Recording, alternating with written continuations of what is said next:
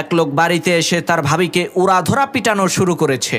লোকটার পিটুনি খেয়ে তার ভাবি জোরে জোরে চিৎকার চেঁচামেচি শুরু করে দিল। এদিকে এলাকার সমস্ত লোকজন তাদের বাড়িতে চলে আসলো কি হয়েছে তা দেখার জন্য। তখন এলাকার মাতুব্বর সেই লোকটাকে জিজ্ঞেস করলো, কি ব্যাপার, তুমি তোমার ভাবিকে এইরকম ভাবে নির্যাতন করছো কেন? তখন সেই লোকটা বলল, মাতবর সাহেব আর বইলেন না, আমার ভাবির চরিত্র মোটেও ভালো না। মাতবর বলল, আচ্ছা তাই নাকি? তো তোমার ভাবি কি এমন খারাপ কাজ করেছে যার কারণে তুমি তাকে এইরকম ভাবে পেটাচ্ছ?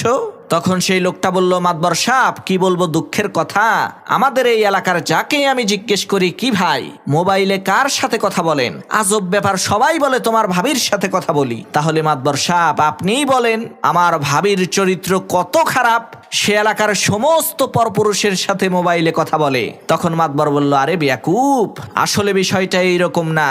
আসল বিষয় হলো ওই লোকেরা তাদের নিজেদের স্ত্রীর সাথেই মোবাইলে কথা বলে। এলাকার লোকজন যেহেতু সম্পর্কে তোমার ভাই হয়, তাহলে তাদের স্ত্রীরা সবাই তো তোমার ভাবি হয়, এ কারণেই সবাই বলে তোমার ভাবির সাথে কথা বলছে।